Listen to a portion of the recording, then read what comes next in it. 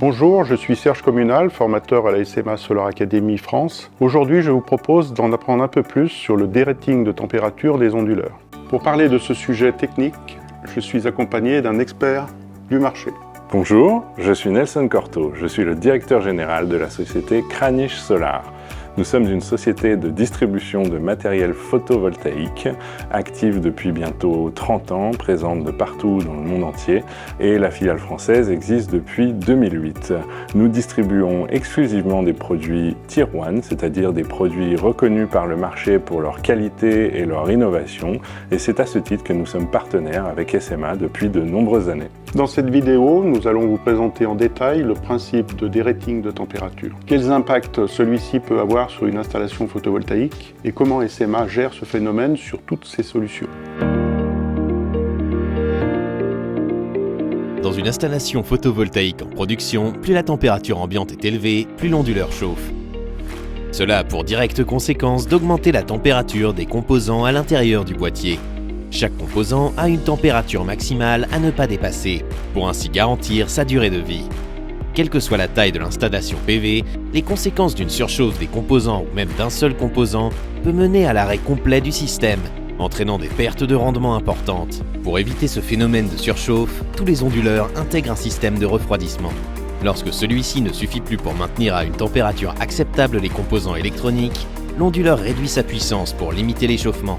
Ce phénomène s'appelle le derating de température.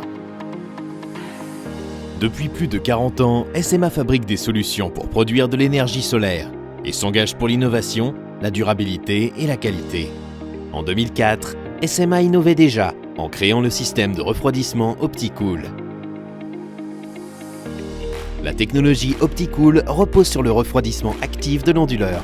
Lorsque les différents capteurs installés dans l'appareil mesurent une augmentation de la température, un système ingénieux de circulation de l'air dans l'onduleur est activé. OptiCool fonctionne grâce au principe de la convection. L'air extérieur est aspiré, il passe sur des ailettes de refroidissement et ressort ensuite sur les côtés ou le dessus de l'onduleur.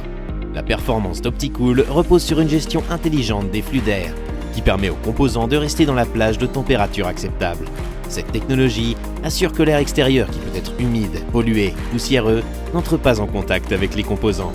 Prenons l'exemple de l'onduleur SMA Sunny Tree Power Core 1. Le SMA Sunny Tree Power Core 1 fonctionne à pleine puissance, jusqu'à une température ambiante de 50 degrés. D'autres onduleurs sur le marché débutent le derating à des températures bien plus faibles. Connaître la courbe de derating de l'onduleur est un élément essentiel dans le choix de celui-ci. Toutes les courbes de derating des solutions SMA sont facilement accessibles sur notre site internet. Alors Serge, certains onduleurs intègrent des ventilateurs et d'autres pas. Est-ce que tu peux nous en dire un peu plus sur les avantages et les inconvénients de cette solution ? Au-delà d'une certaine puissance, il est indispensable d'intégrer des ventilateurs pour optimiser le système de refroidissement. Le gain dépasse largement le risque lié à l'ajout des ventilateurs. On comprend donc que le choix de l'onduleur n'est pas lié uniquement au rendement affiché. Chez Kranich Solar, nous avons fait le choix de travailler avec des solutions qui offrent le meilleur pour vos projets photovoltaïques. C'est à ce titre que nous sommes heureux de travailler avec SMA, qui nous accompagne depuis toutes ces années, avec des solutions complètes et des conseils qui iront de pair avec les conseils que Kranich Solar pourra prodiguer pour vos projets.